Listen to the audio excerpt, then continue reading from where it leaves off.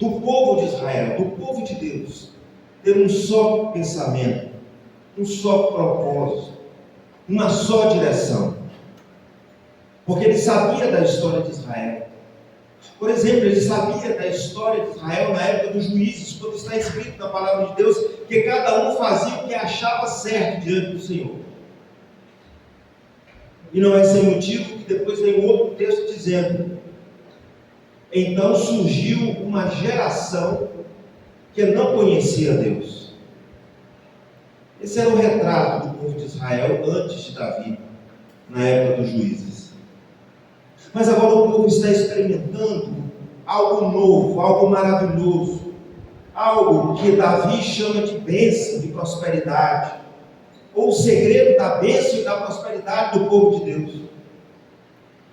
Muitas vezes ficamos atrás da bênção, ficamos atrás da prosperidade que vem do Senhor, mas não nos atentamos para coisas que estão exatamente, diretamente ligadas à bênção e à prosperidade.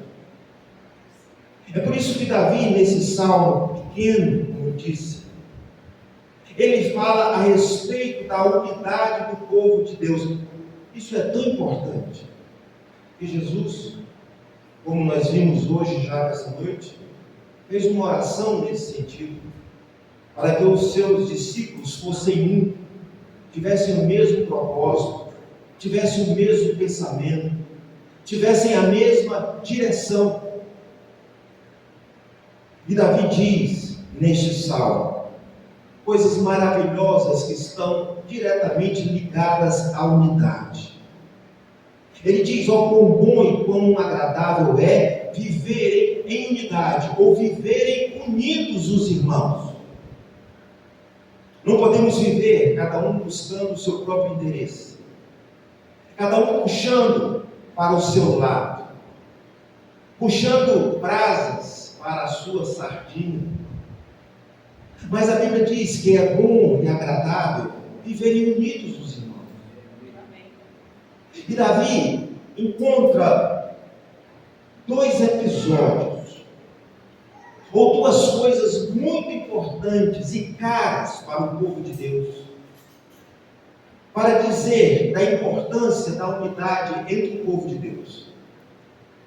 A primeira coisa que Davi diz que quando o povo vive, ou quando os irmãos vivem unidos, é como o óleo precioso sobre a cabeça, o qual desce para a barba de Arão.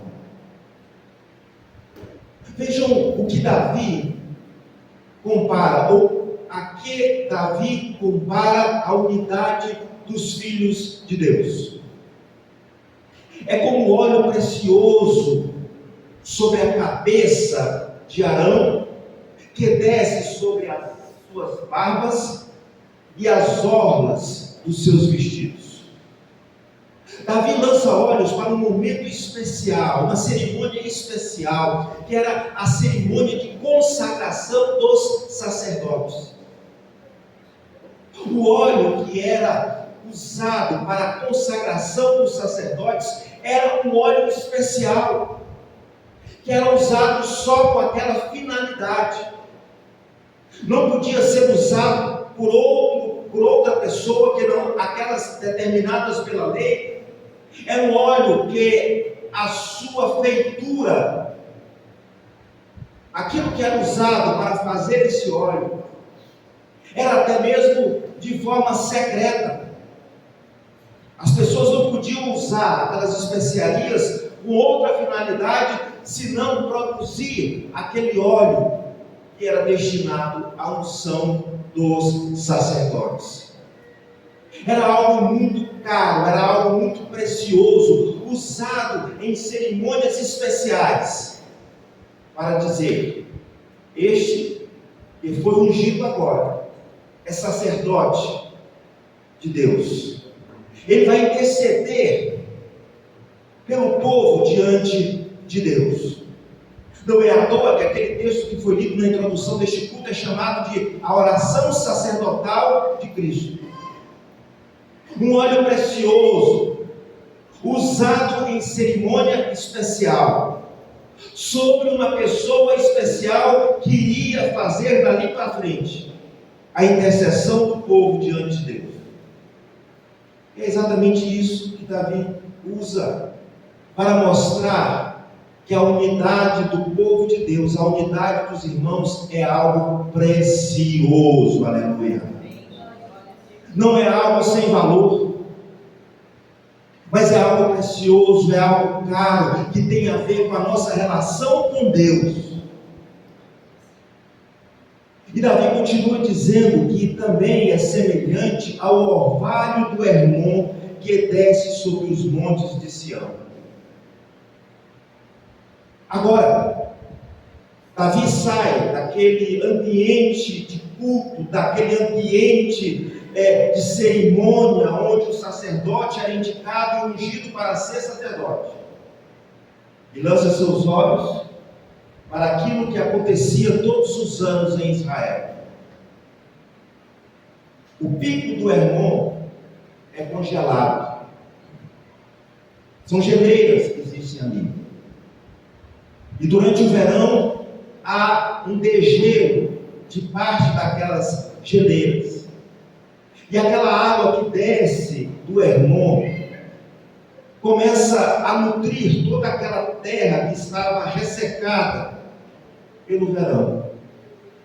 E aquele vale, chamado Vale do Hermon, se transforma em ambiente frutífero, em ambiente de alegria, de colheita, onde os israelitas podiam plantar e colher, e se alegrar com o fruto do seu trabalho e com o fruto daquelas colheitas. Então, todos os anos, o israelita esperava aquele momento especial, aquele momento de vida, aquela terra ressequida, que aparentemente não tinha vida, ao receber a água do Hermon, ou as águas do Hermon, elas se transformavam em campos férteis, onde o povo de Israel podia plantar e colher. E Davi diz que a unidade do povo de Deus é semelhante exatamente àquele ambiente de prosperidade, de bênção, de alegria, de frutificação, que acontece por conta do degelo das neves do Hermon. Coisa maravilhosa. Diz o texto sagrado que ali o Senhor ordena a sua bênção e a vida para sempre. Aleluia. Irmãos, já pensaram viver uma experiência dessa? Uma experiência do Senhor olhar para nós, com todas as dificuldades, com todos os problemas que nós enfrentamos, e o Senhor ordenar sobre as nossas vidas a sua bênção e a sua prosperidade? Quantos dessa noite não queriam receber do Senhor a bênção, a palavra de vitória, a palavra de renovo, a palavra de frutificação? E o Senhor está dizendo que como os irmãos vivem em união, em unidade, o Senhor ordena ali a sua bênção e a sua prosperidade e a vida para sempre. Aleluia. Unidos, nós venceremos. Unidos, nós iremos mais longe. Unidos, nós atrairemos sobre as nossas vidas e sobre a vida da nossa igreja a vida, a prosperidade, a bênção para todo o sempre. Aleluia. Uma das coisas mais utilizadas pelo inimigo na igreja do Senhor Jesus Cristo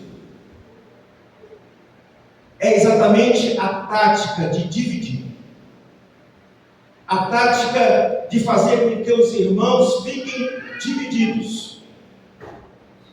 Dividam. Há um princípio no mundo, inclusive, que diz o seguinte: para que nós consigamos destruir um reino, devemos começar a dividir os seus príncipes. Quando cada um busca o seu próprio interesse, quando cada um busca a sua própria vontade, fazer valer a sua opinião. Mas a Bíblia de Deus, a Bíblia Sagrada, de maneira diferente, diz que é bom e suave que os irmãos vivam em união. Aleluia. Porque vivendo em união, nós experimentaremos coisas preciosas da parte de Deus sobre a nossa vida, porque o Senhor haverá de fazer derramar sobre as nossas cabeças o óleo da unção. Aleluia. Vivendo em unidade, o Senhor vai ordenar sobre as nossas vidas a sua bênção e a vida para todos sempre. Aleluia. É por isso que Davi diz que é bom, agradável viverem unidos os irmãos. Agora, finalizando, meus queridos irmãos, a minha breve palavra dessa noite. Observe o que está escrito no texto que nós lemos na introdução deste culto. Quando Jesus roga ao Pai e aos seus discípulos, dizendo que eles deveriam ser um, para que o mundo os conhecesse. Faz parte da nossa identidade. Davi não está sugerindo que nós vivamos dessa forma. Ele não está dando uma opinião, mas ele está falando de algo que diz respeito à nossa identidade. A identidade, ou na identidade do crente, está o compromisso que o crente tem com a unidade do corpo de Cristo. Aleluia. Faz parte do nosso ser, faz parte da nossa essência. E o mundo, ao nos olhar, vai reconhecer que nós somos do Senhor e que o Pai enviou a nosso Senhor e Salvador Jesus Cristo. Ó, como é bom e agradável viverem unidos os irmãos. Receba essa palavra e que nós apliquemos essa palavra à nossa vida e à nossa experiência como servos de Deus, sabendo que se assim fizermos, o Senhor vai nos abençoar com coisas preciosas em nome de Jesus. Amém. Que Deus nos abençoe.